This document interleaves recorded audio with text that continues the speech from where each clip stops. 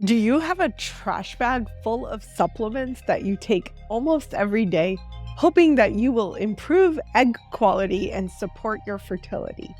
If so, you need to listen to this video. Stop taking random fertility supplements until you watch this video all the way through. I'm about to share the exact research-backed protocol that improves egg quality in women over 35. Very specific. This isn't just theory. I'm showing you actual studies and dosages and timing that make a difference for so many of our patients. If you don't know me already, I'm Dr. Ramatma. I'm a naturopathic fertility specialist. I use a naturopathic and functional approach to helping people get pregnant and stay pregnant. And you're in the right place if you are hoping to get some support on your fertility, but you prefer a research-backed approach, because everything that I share with you is research-driven on this channel. Let's get into it and stay until minute 8, where I reveal the supplement combinations that doubled fertilization rates in a 2023 clinical trial. I've analyzed every peer-reviewed study on egg quality from the last decade. What I'm sharing isn't just my opinion, it's backed by research from Harvard, Yale, and the top fertility centers around the world. First, let's understand what impacts egg quality. The first and biggest thing is mitochondrial function. If you don't have good, healthy mitochondria, you are going to have struggled egg quality as well as struggled sperm quality. The other thing is going to be DNA integrity, cellular energy production. The good news is that research shows that all of these can be improved even after the age of 35. So 35 is not the death sentence for your fertility. You can absolutely turn the ship around if you do the right things at the right time to support your fertility. The problem is so many women are taking supplements that they don't actually need, or supplements that are doing more harm than good. So here we're going to lay out all the supplements. What I'm going to do is include a way for you to access the products, the actual supplements that have these ingredients in the best dosages, so that you can get supplements that are actually going to be absorbed and utilized by your cells, by your mitochondria, to support egg quality. So CoQ10. CoQ10 is a really big one. Lots of people keep asking whether they should take it or not. The research shows that CoQ10 is incredibly helpful, especially for older women. If you are struggling with fertility and are an older woman, then CoQ10 is really great. For us, that usually means over the age of 38, but you can start taking it over the age of 35. Under the age of 35, I don't know how much difference it makes unless you have a deficiency of CoQ10. So this is where you really need to customize for yourself. But if you are deficient on lab testing, then CoQ10 could be really helpful. But if you have adequate levels, then you don't need to supplement this. If you're over the age of 38 or 40, CoQ10 is an absolute must. And the dosages that are studied in research are 600 milligrams daily, ideally divided into 300 milligrams twice a day with food. The best form of CoQ10 is ubiquinol. There's a lot of debate about whether you can get away with taking ubiquinone, which is a cheaper alternative, but it's not as effective as ubiquinol, which is more bioavailable, and you're going to absorb more of what you put into your body if it's in the right form. Studies have shown that there was a 33% improvement in egg quality markers using CoQ10. The second is melatonin. Melatonin is one of my absolute favorites, I will admit. The general dosage in research is 3 milligrams, and you want to take it about an hour or two before bed, ideally for a minimum of 3 months. The results have been that there was a 42% improvement in oocyte quality. Number 3 is N-Acetylcysteine. N-Acetylcysteine can be a powerful antioxidant. The dosage that you want to take it at is 600 milligrams, ideally in the morning on an empty stomach. The minimum duration is about 12 weeks, and the results showed that it improved antral follicle count. This is a really great thing to improve, especially if you have diminished ovarian reserve or have potentially low ovarian reserve on ultrasound. When they do an antral follicle count, that's usually what they're looking at, how many follicles are ready to be developing in that given cycle. And the more, the merrier. So improving antral follicle count is usually a really good thing. Next is going to be vitamin D. The dosage in studies have been 4,000 IUs daily. The target level for your lab tests. So you do want to actually look at lab testing before you start taking the supplement, because too much is not good and too little is also not good. So the target level of your 25-hydroxy vitamin D levels in blood is going to be between 40 and 60 ng per ml.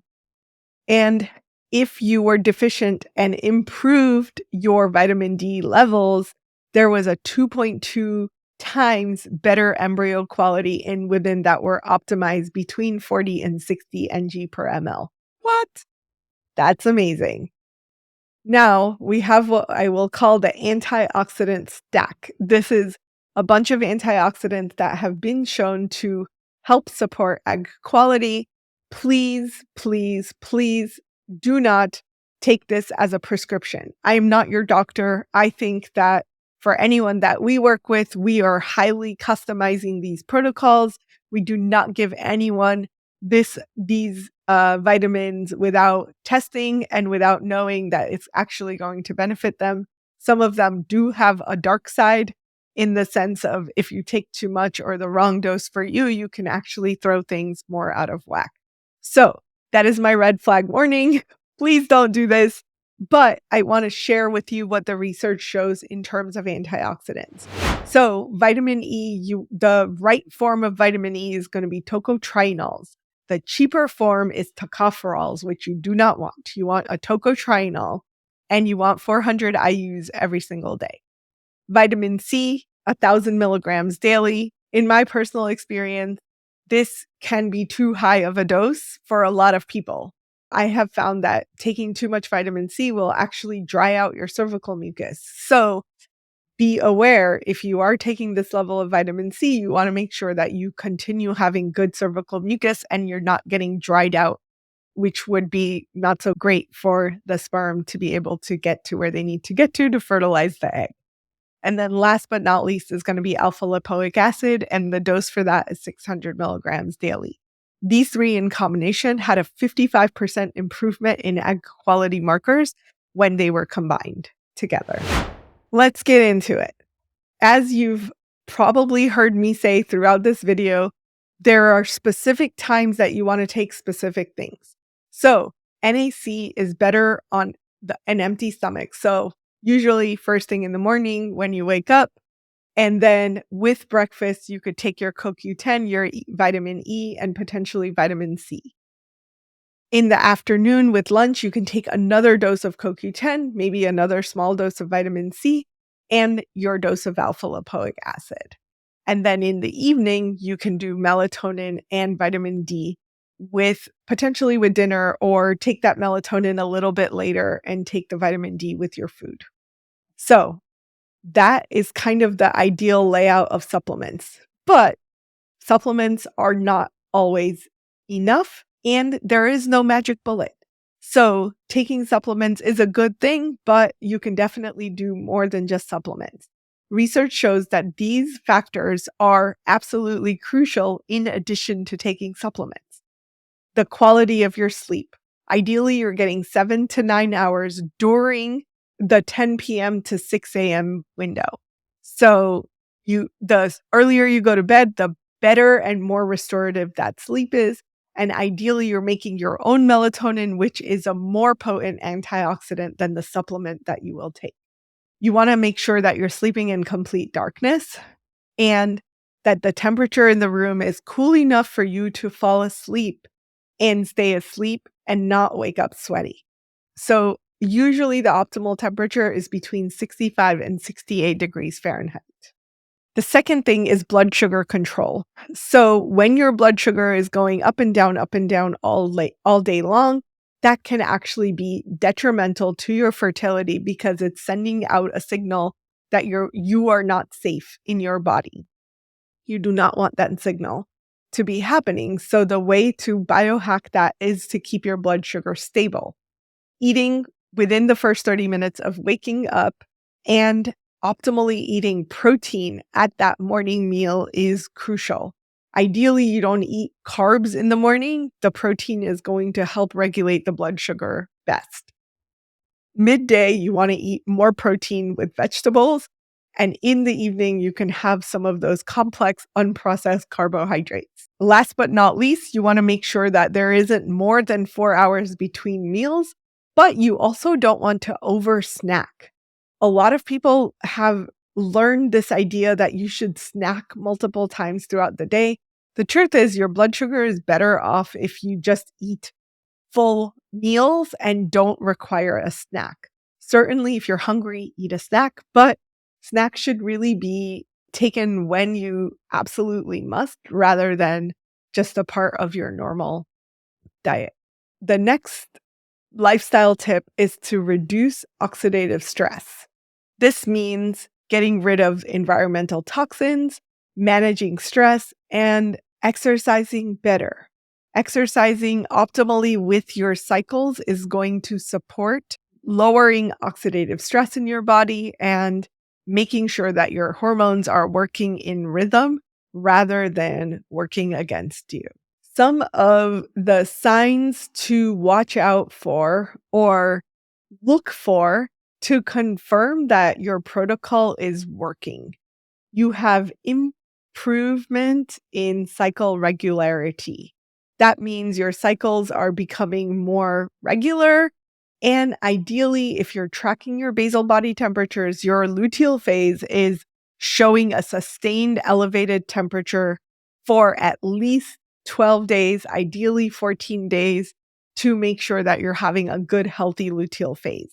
That's good confirmation that your egg quality is improving because you're having a healthier luteal phase. The second is better cervical fluid. If you have juicy cervical fluid, that is usually a good sign that you are having a healthy ovulation time and you're improving your fertility.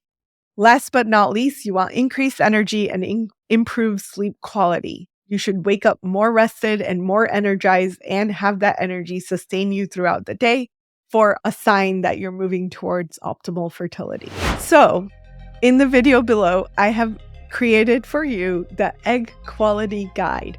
It goes through some of the protocols and lays out the exact supplements and the dosages that were found in studies. Again, this is not a prescription and I am not your doctor. Please talk to your doctor, or if you need a doctor, feel free to reach out to us and set up a consultation to see if we can support you. Remember, egg quality can improve at any age with the right approach. So, if you found this video useful, make sure to hit that subscribe button so we can continue making research-backed videos to support your fertility. Till next time, peace.